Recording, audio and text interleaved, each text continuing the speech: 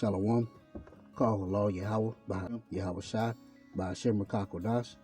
Double honors to the apostles and elders of Great Millstone. Peace and salutations to all the brothers and the hopeful elect out there pushing His word in truth and sincerity. Just doing another lesson on this Hebrew Israelites back to basics. Because we in a time now where a lot of things are happening in the earth.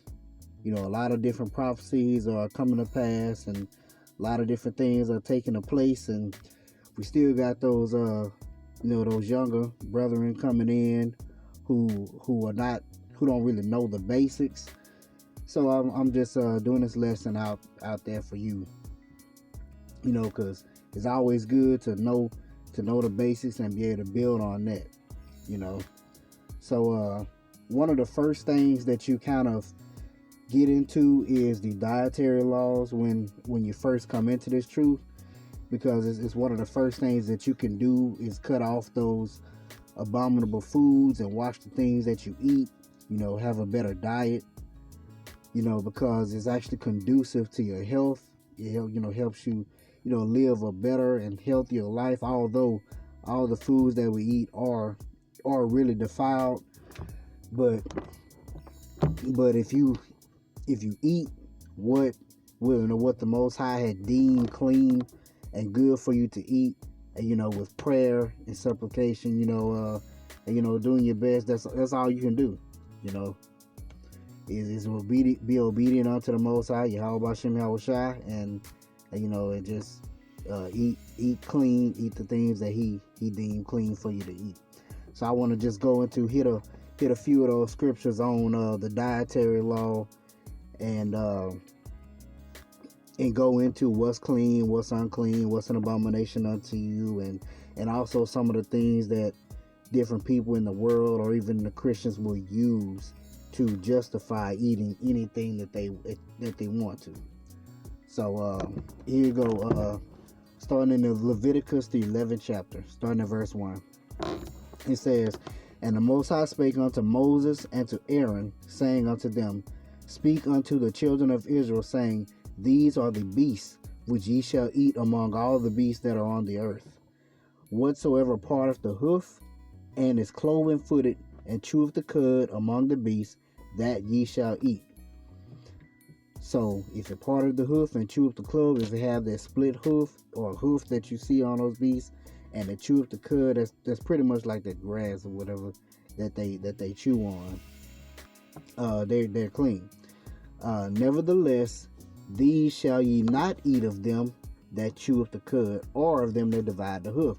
So some of them will chew the cud and not divide the hoof, or they'll divide the hoof and not chew the cud.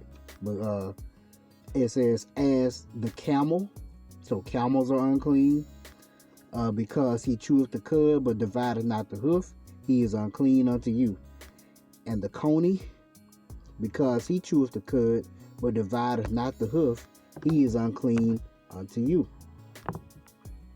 Let's see what that coney is. Just curious to see what it is. It says a rock badger, coney, or the hyrax. So badgers, hyrax, whatever that is, or the rock badger is unclean unto you. Verse 6. And the hare, which is the rabbit, because he cheweth the cud, but divideth not the hoof. And a lot of, country, a lot of out in the country, especially Esau, eating rabbits and different things like that. He is unclean unto you. And the swine, though he divideth the hoof, and be cloven-footed, yet he cheweth not the cud, he is unclean to you. Now that swine is what really trips our people up, for pork rinds, pig feet, pig knuckles, pig tails, pig lips, everything pig, pork sausage, chitterlings, what's this, the pig intestine, all that stuff is not good. It's unclean unto you, and it's not good for you ultimately. Verse 8. Of their flesh shall ye not eat, and their carcass shall ye not touch. They are unclean unto you. So we're not even really supposed to be eating, or not salaki. We're not even supposed to be touching the pig. Verse 9. All right, those are the beasts, the animals. These shall ye eat of all that are in the waters. Whatsoever have fins and scales in the waters, in the seas and in the rivers, them shall ye eat. So if it got scales and fins, it checks on your list, you can eat it.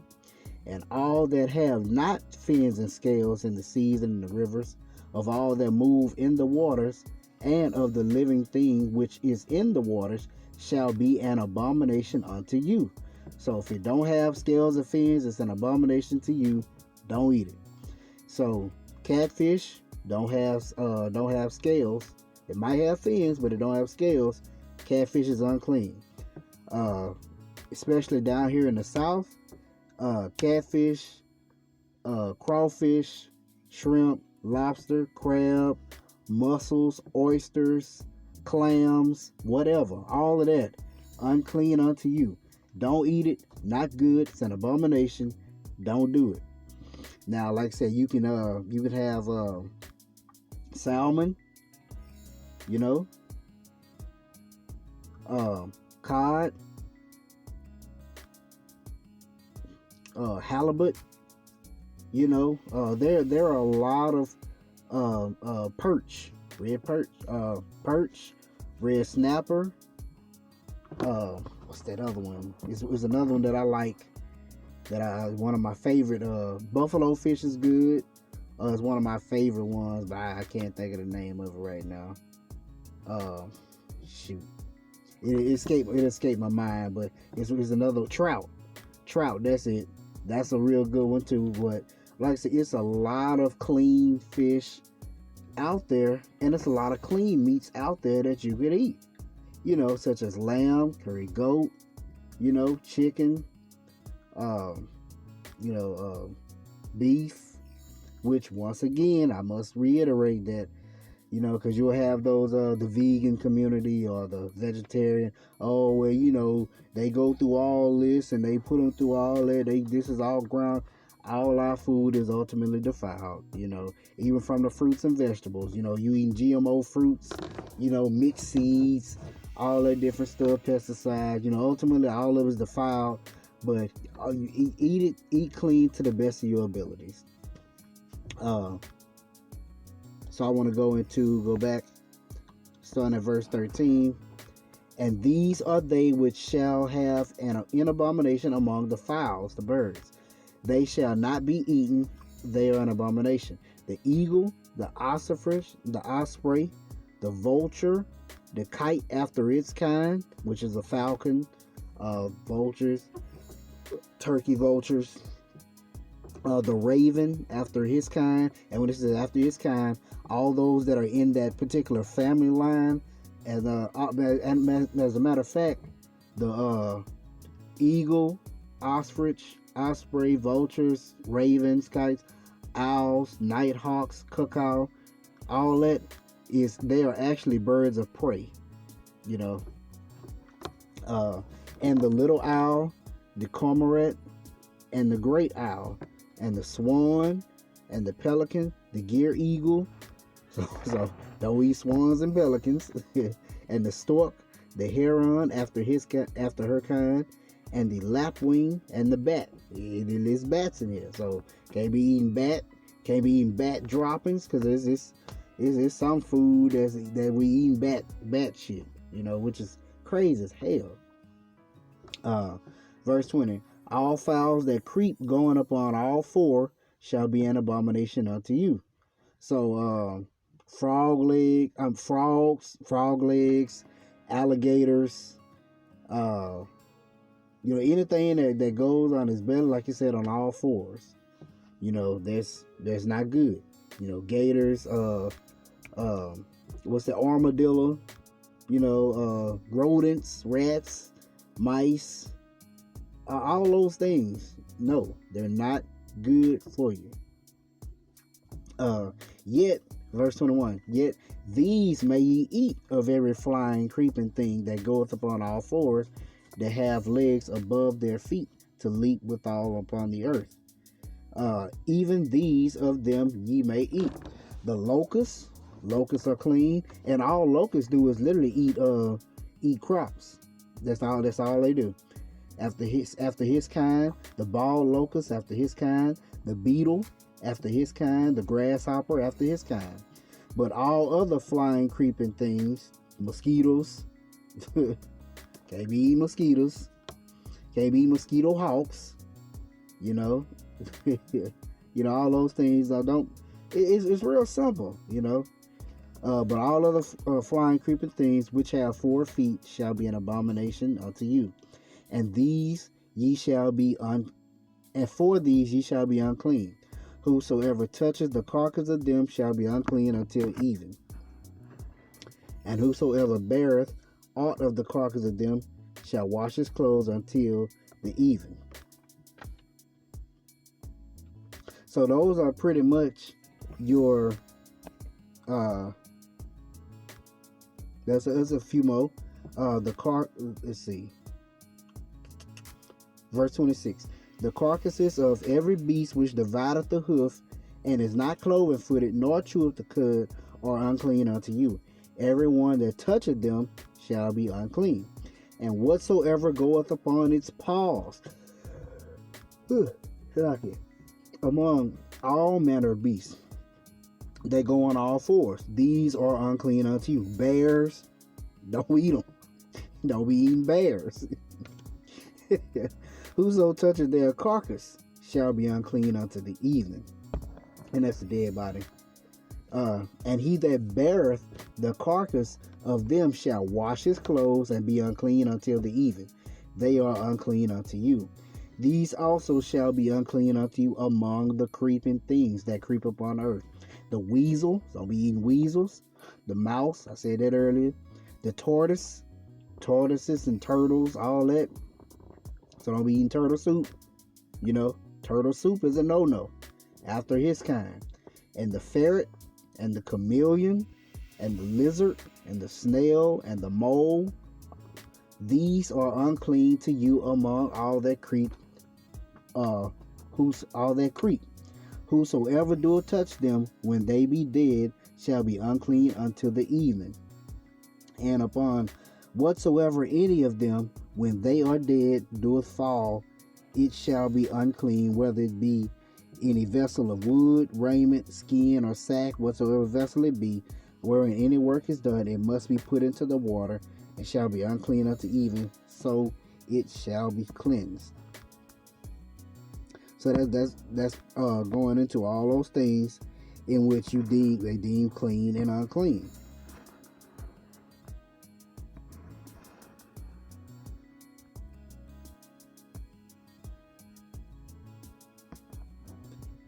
And those are the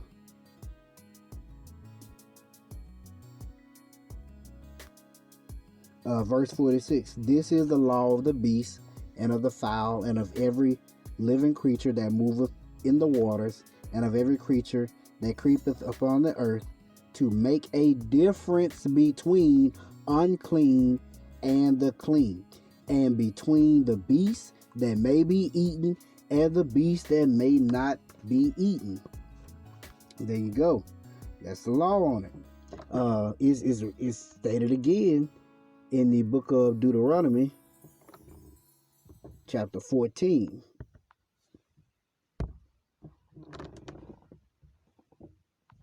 This is Deuteronomy chapter 14, verse 1. We're just going to see, just another thing that it just, some more onto it. It says, ye are the children of the Most High, your power. Ye or Yahweh, your power. Ye shall not cut yourselves, nor make any baldness between your eyes for the dead. For thou art an holy people unto the Lord thy power. And the Lord hath chosen thee to be a peculiar people unto himself above all nations that are upon the face of the earth. So we're set apart. We are different. We are not the same as all the other nations. So we shouldn't be doing the same things as the other nations. Verse 3. Thou shalt not eat any abominable thing. says, these are the beasts which ye shall eat. These are clean unto you. All right. The ox, the sheep, the goat, the hart. I want to see what that hart is. I'm not too, let's see if it gives me anything to see exactly what that's representing. The stag, the deer, the hart. So something in the deer family. Okay. So the deer is good. Deer meat is clean. The roebuck, that's in the deer family also. The fallow deer and the wild goat.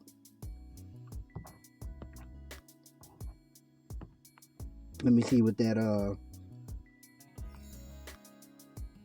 pygard. Let me see what that is.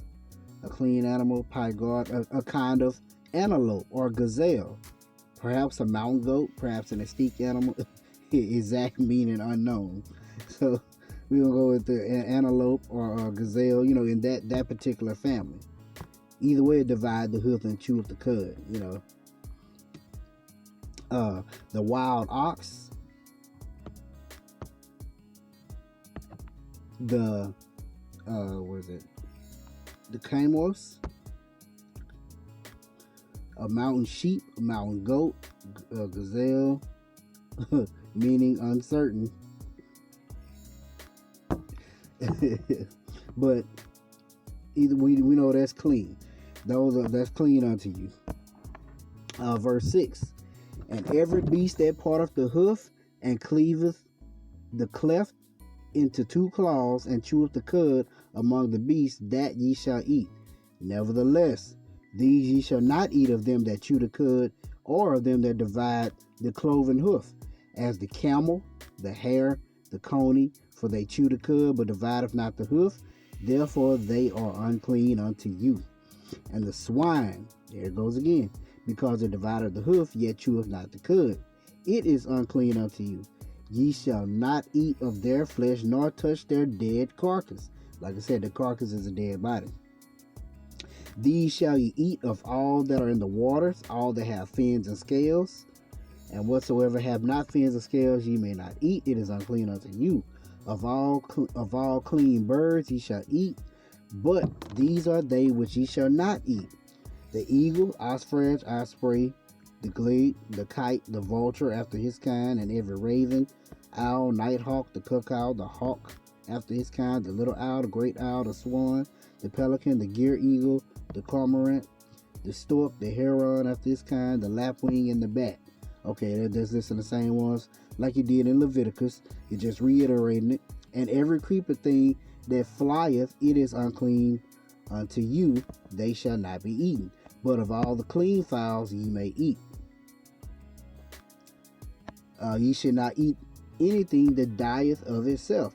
So if you run across a dead animal, like say for instance, you in the woods and you see a dead deer, that's unclean. Don't eat it.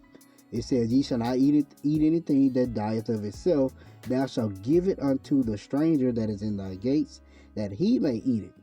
Or thou mayest sell it unto an alien, for thou art an holy people unto the Lord thy God, unto Yahweh thy power. Thou shalt not seethe a kid in his mother's milk.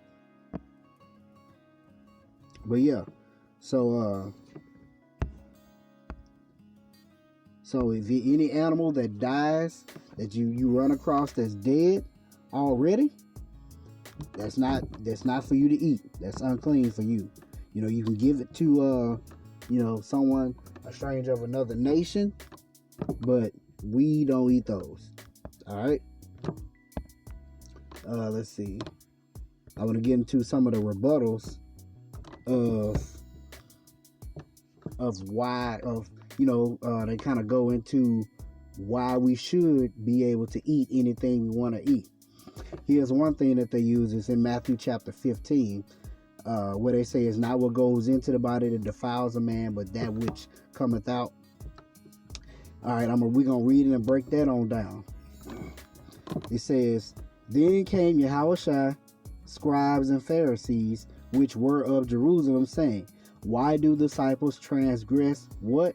The tradition of the elders. Remember that. Remember that in verse 2 it says, why do disciples transgress the tradition of the elders? That's not law, right? For they wash not their hands when they eat bread. So they're saying, why do disciples break the laws of the elders by not washing their hands before they eat? It has nothing to do with what's clean and unclean, what's good for you and not good for you. All right. It says, but he answered and said unto them, why do ye, hold on.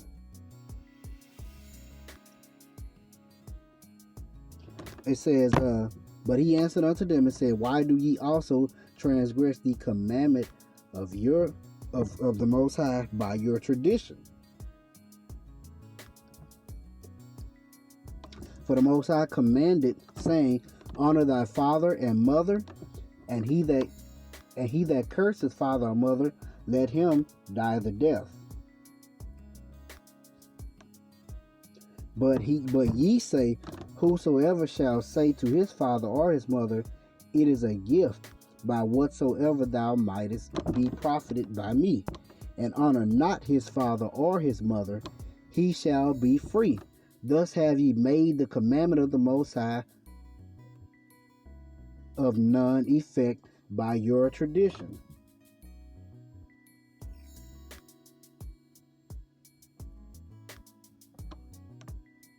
Ye hypocrites, well did Esaias, which is Isaiah, prophesy of you, saying, this people draweth nigh unto me with their mouth, and honor me with their lips, but their heart, their law, or their mind is far from me. So they giving lip service, saying, yeah, we servicing the Lord, we doing this and we doing that, but they're not keeping, his law, statutes, and commandments. They're not keeping what he said to do. Now they was actually taking those laws, statutes, and commandments and making them grievous, because it says that his commandments are not grievous. They were literally making them grievous unto the people by making it so hard, to even keep them. All right. Verse 9. But in vain do they worship me, teaching for doctrines and the commandments of men. And he called the multitude and said unto them, hear and understand. Not that which goeth into the mouth defileth a man, but that which cometh out of the mouth, this defileth a man. Stop right there. Now, what did we see? What this subject was about? Verse 2. Why do disciples transgress the tradition of the elders? For they wash not their hands when they eat bread. So the whole subject matter of this particular part of the chapter is about washing hands. So if you skip down, he just answering them, saying, that is not that which goeth into the mouth that defileth a man, but that which cometh out of the mouth, this defileth a man. So all he's basically saying is that they're not defiled, or the disciples are not defiled simply because they don't wash their hands. What's going to defile you is what comes out of your mouth. And the thing is what comes out of your mouth is what's in your heart, is what's in your mind, what's in your spirit. That's why that defiles you.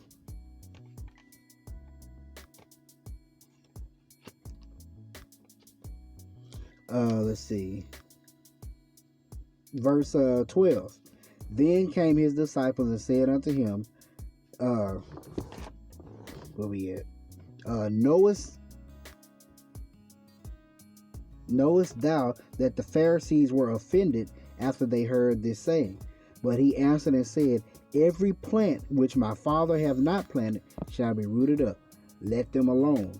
They be blind leaders of the blind.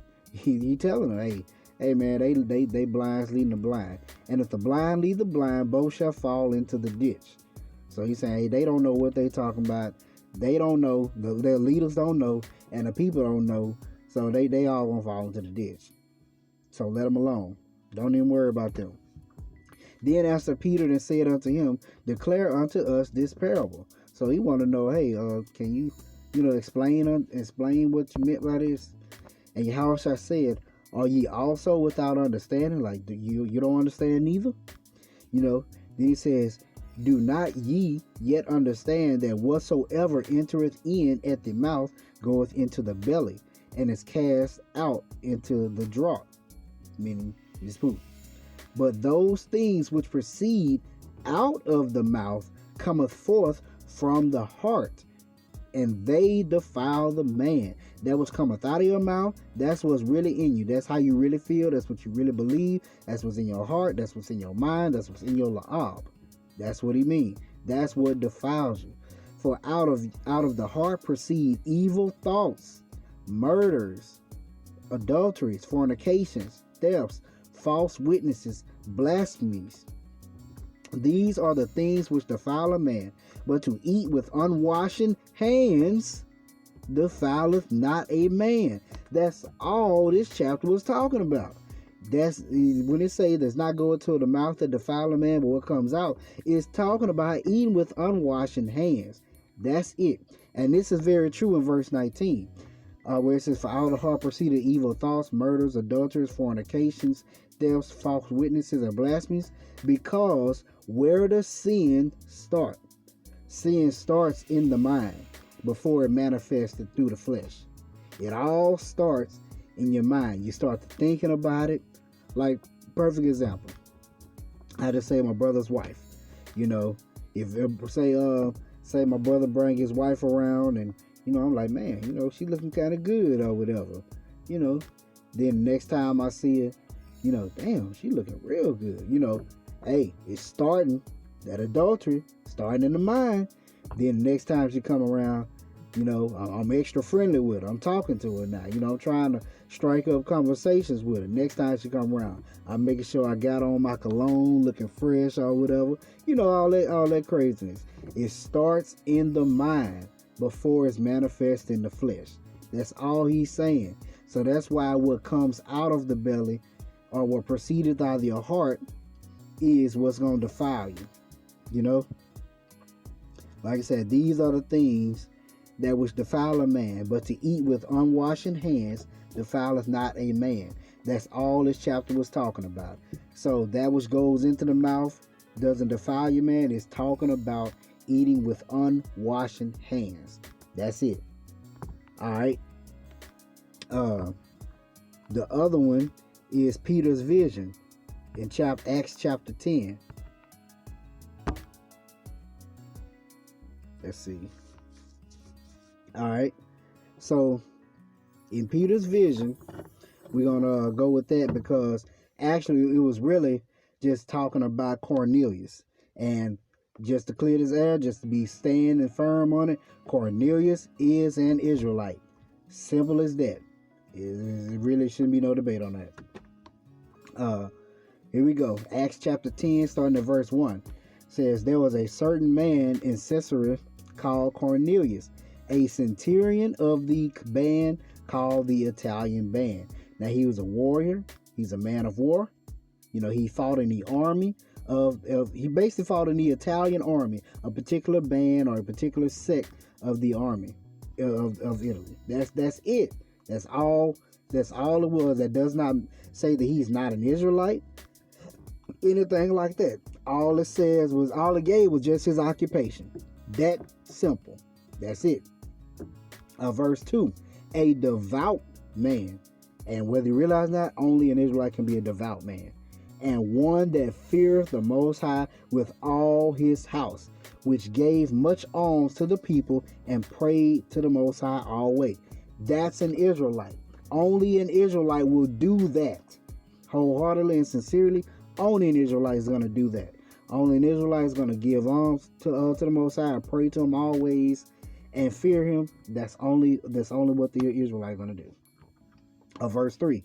He saw in a vision, evidently about the 9th hour of the day, an angel of the Most High coming in to him, saying unto him, Cornelius. And when he looked on him, he was afraid and said, What is it, Lord? And he said unto him, Thy prayers and thy alms are come up for a memorial before the Most High. And now send men to Joppa and called for one Simon, whose surname is Peter. So he tell him to go to Simon. Tell him to go to Peter. He lodges with one Simon, a tanner, whose house is by the seaside, and he shall tell thee what thou oughtest to do. And when the angel spake to Cornelius, and when the angel spake unto Cornelius was departed, he called 2 of his household servants and a devout soldier of them that waited on him continually. And when he had declared all these things unto them, he sent them to Joppa. And on the morrow, as they went on their journey and drew nigh unto the city, Peter went up upon the housetop to pray about the 6th hour, and he became very hungry. And he would have eaten, but while they made ready, he fell into a trance. So we know this is a trance, this is a dream, this is a vision. And he saw heaven open, and a certain vessel descending unto him, as it had been a great sheet knit at the 4 corners and let down to the earth. 4 corners all over the earth. That great sheet. Okay. Wherein were all manner of 4-footed beasts of the earth, and wild beasts, and creeping things, and fowls of the air. Once again, remember, this is a vision, not literally. And there came a voice to him saying, Rise, Peter, kill and eat. But Peter said, Not so, Lord, for I have never eaten anything common or unclean. Now, this is a vision. This is what they use to say that you can eat anything, because Peter's vision, the Lord did away with that. You can eat anything because of what he said. And verse 15, check this out. And the voice spake unto him again the second time, and the Most High hath said, Cleanse, that call not thou common. This was done thrice, and the vessel received up again into heaven. So they think that by him saying that you can eat anything, that is truly not the case. Verse 17. Now while Peter doubted in himself what this vision which he had seen should mean, behold, the men which were sent from Cornelius had made inquiry of Simon's house, and stood before the gate, and called and asked whether Simon, which was surnamed Peter, were lodged there. While Peter thought on the vision, the Spirit said unto him, Behold, 3 men seek thee. 3 men. Completion. Arise, therefore, get thee down, and go with them, doubting nothing, for I have sent them. So the Spirit told Peter, hey, go with the men, which they were going to take him back to Cornelius. Then Peter went down to the men which were sent unto him from Cornelius, and said, Behold, I am whom ye seek. What is the cause wherefore ye are come? And they said, Cornelius the centurion, a just man. You got to pay attention to those words, how it describes Cornelius. He's a just man, and one that feareth the Most High. Only an Israelite is going to fear the Most High. And of good report among all the nation of the Jews, was warned from the Most High by an holy angel to send for thee into his house, and to hear words of thee. Then called he them in, and lodged them. And on the morrow Peter went away with them, and certain brethren from Joppa accompanied him. And the morrow after they entered into Caesarea, and Cornelius waited for them, and had called together his kinsmen and near friends. And as Peter was coming in, Cornelius met him and fell down at his feet and worshipped him. But Peter took him up, saying, Stand up, I myself also am a man. Man, don't worship me. And he talked with him, and went in, and found many that were come together. And he said unto them, Ye know how that it is an unlawful thing for a man that is a Jew, which was Peter, to keep company or come unto one of another nation. So Peter viewed Cornelius as one of another nation, simply because he did not grow up as a Jew. He didn't grow up. He was in the Italian band, so he was Sicily. He was from Sicily. You know, he was in Italy. That's where he was from. But check this out. That's what the vision was for. When he said, have not called anything common or if I've not eaten anything common or unclean. This was why he said that. But the Most High have showed me that I should not call any man. Let me read again. But the Most High have showed me that I should not call any man common or unclean. That's what that vision was referring to. When he said, I have not eaten anything common or unclean. Verse 14. But Peter said, not so. I have never eaten anything that is common or unclean. Let's go back here.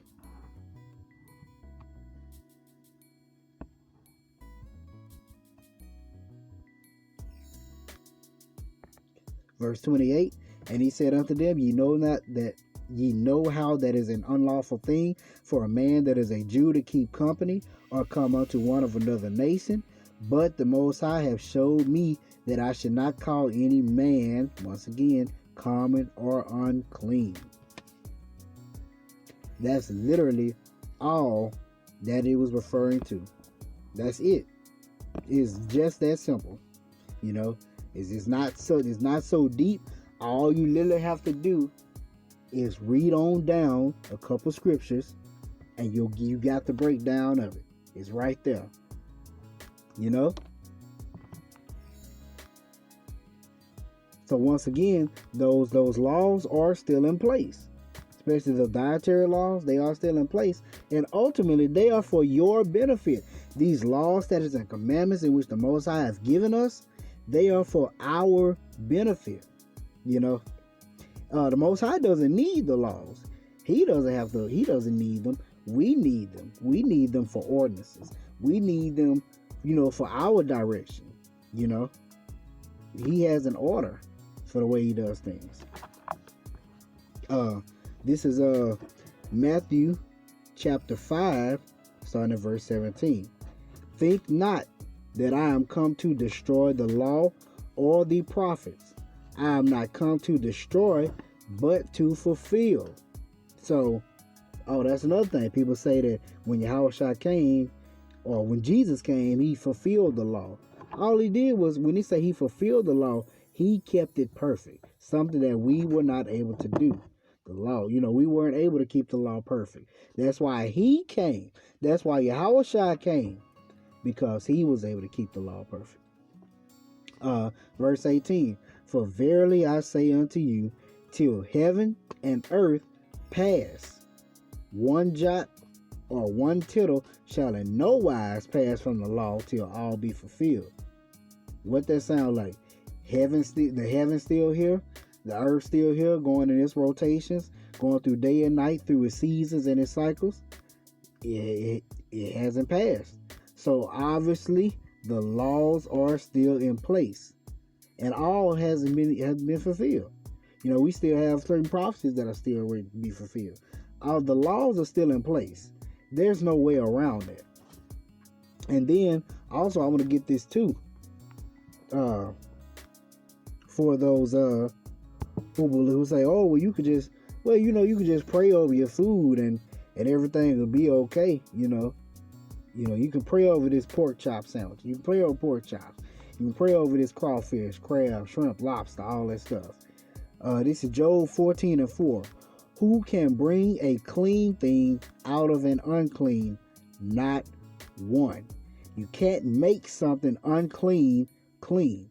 Just like you can't make something clean unclean. If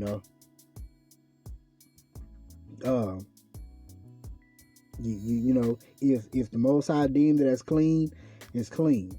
If he deemed it as unclean, it's unclean.